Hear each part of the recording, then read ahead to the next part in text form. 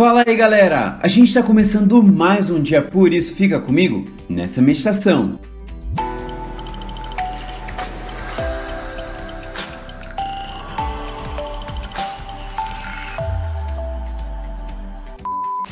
O título da meditação de hoje é Face a Face, e o texto bíblico está lá no livro de Mateus, no capítulo 5, versículo 8, que diz o seguinte: Felizes as pessoas que têm o coração puro, pois elas verão a Deus. Você conhece ou pelo menos já viu alguém famoso? Só que assim, de perto, né? Não já viu na TV. Na história de hoje, a Letícia... Oi, Letícia, né? A Letícia tinha ido com a sua família para o Rio de Janeiro para passar as férias e aproveitar a praia, negócio bonito, aquele solão e tal, Rio 40 graus, e ficaram em Copacabana. Chique demais, né? Não. Ficaram ali em Copacabana. Ela e a sua família estavam curtindo e aproveitando a praia, até que começaram a ver uma movimentação estranha. Quando olharam, adivinha quem era? A meditação não fala, mas era alguém famoso, ou na verdade uma cantora famosa. E aí começou a juntar pessoas, a aglomerar algumas pessoas ali. O segurança não curtiu muito aquela situação e começou a afastar as pessoas e começou a rolar uma certa grosseria ali. O que é isso? Vamos voltar pra cá. Que deselegante. Né? Totalmente deselegante. Nós estávamos... Bom, que momento mais chato, porque o que era pra ser massa, o que era pra ser gostoso de estar junto e ver alguém que admira, acabou sendo um momento de empurrão e grosseria. Existem pessoas que gostam tanto dos famosos que chegam a ficar horas e horas nas filas para poder comprar um ingresso, depois para ficar horas e horas nas filas para poder ir até lá e assistir um show. Mas é porque realmente tem um carinho muito grande, uma grande admiração. Só que o detalhe é que os famosos, eles são feitos de carne e osso, exatamente como você é. Não, nada a ver, irmão. O fato é que a admiração que nós temos pelos famosos deveria nos ajudar a entender um pouco mais a admiração que nós deveríamos ter por Deus. Alguém que nós realmente queremos ver, queremos encontrar face a face, que nós realmente somos fãs por tudo aquilo que Ele já fez na nossa vida e por tudo aquilo que Ele continua fazendo. Já pensou então poder entrar em contato e estar pertinho desse Deus? Bom, a gente pode através da Bíblia, através da oração, mas a própria Bíblia ela promete, e Jesus mesmo prometeu, que viria nos buscar para que nós pudéssemos estar todos juntos, para que pudéssemos estar com Deus e olhar Deus face a face. Portanto, não se esqueça, você pode ter admiração por algumas pessoas, pelo trabalho que elas fazem, mas a verdadeira admiração está em esperar ansiosamente esse Deus para que nós possamos morar com Ele e encontrá-lo e vê-lo face a face, sem empurrão, sem grosseria, mas um momento só nós, Deus e a gente. Ora comigo pedindo cada vez mais a confirmação dessa esperança, Deus eterno. A gente entrega agora a nossa vida e o nosso coração. Esperamos ansiosamente a volta de Jesus para que possamos morar todos juntos nessa eternidade. Oramos no nome desse Cristo.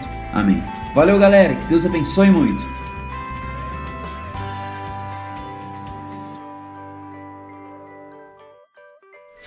Plantar e colher. Vamos juntos aprender. Abra o seu módulo na página 114. Vamos observar esta imagem e eu quero te fazer uma pergunta. Você já observou alguma área contendo grandes plantações? E se você já observou o que foi cultivado neste local?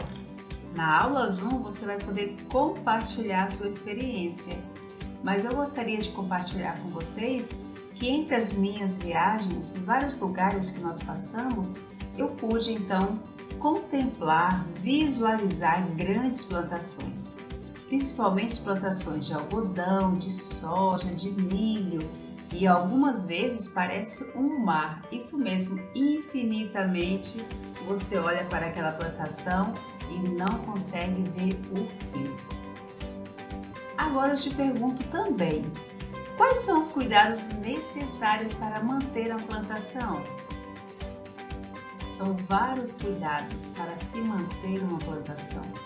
E a primeira delas é arar, isso mesmo, preparar a terra para receber a semente. Depois que a terra foi arada, adubada, vem o plantio. Na grande maioria é feito manualmente, como você pode observar nessas imagens. Mas quando é uma grande plantação, Muitos maquinários auxiliam nesse plantio para que seja um serviço mais produtivo e mais rápido. Irrigar é um processo muito importante para que a semente brote, cresça, produza bons frutos. Outra coisa muito importante é a terra. Isso mesmo, existem diversos tipos de terras, de solos, e o tipo de solo contribui para que essa plantação tenha um bom desenvolvimento.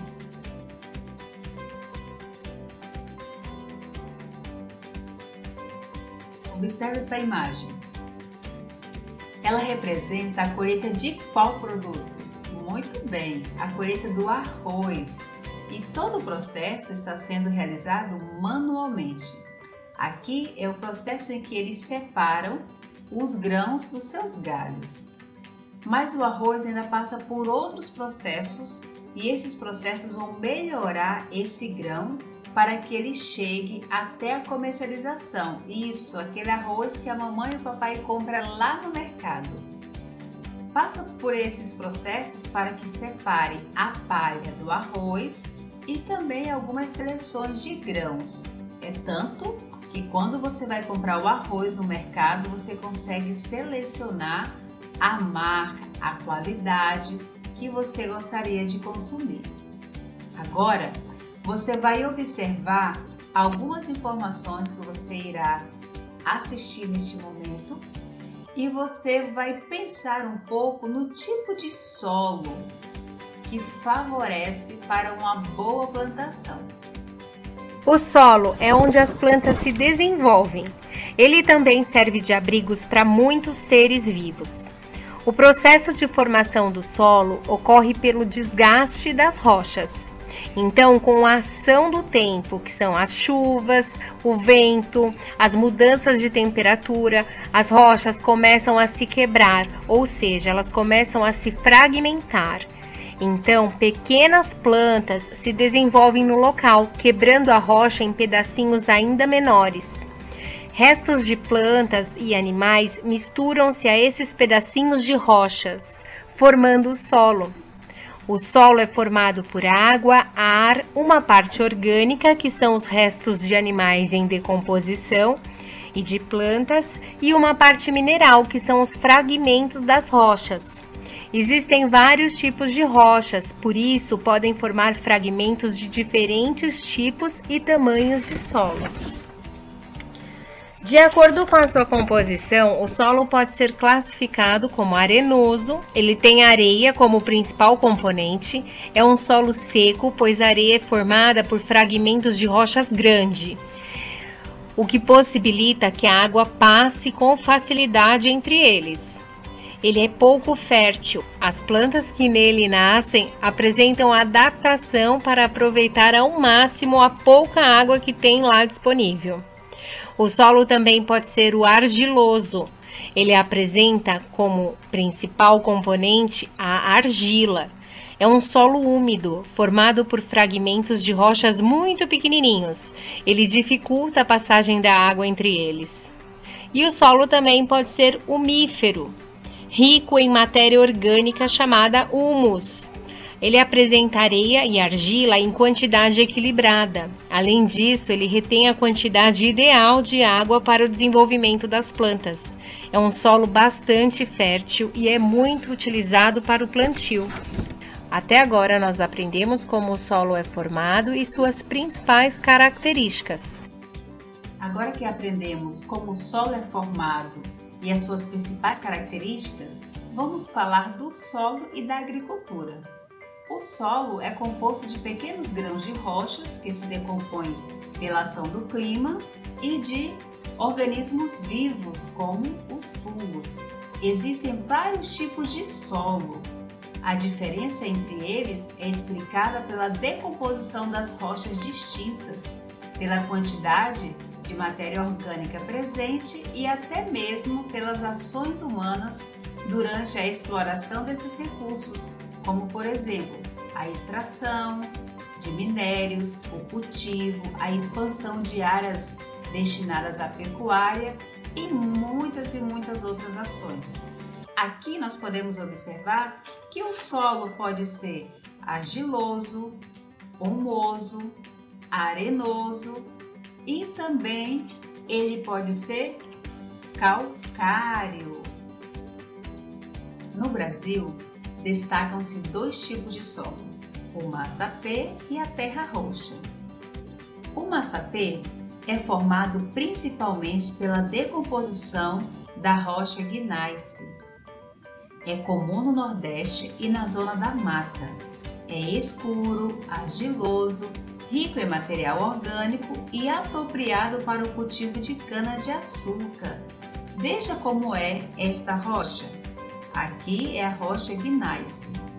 Esta rocha está presente em um lugar muito conhecido do nosso Brasil, lá no Rio de Janeiro. Isso! O Pão de Açúcar. Veja essa rocha. É a rocha gneiss. A terra roxa é formada pela decomposição da rocha basalto. É solo típico do oeste de São Paulo e do norte do Paraná. É avermelhada e boa para o cultivo do café. Veja a sua característica da terra roxa. Veja a característica da rocha. E depois que a terra é preparada, ela fica pronta então para o plantio.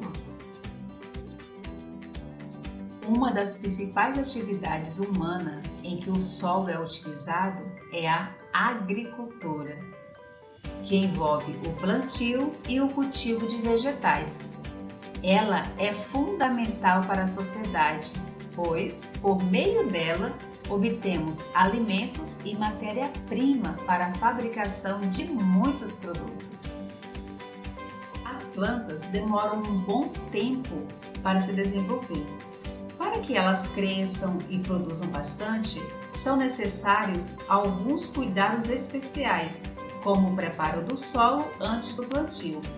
Vamos conhecer algumas técnicas de preparo do solo para o cultivo dos vegetais.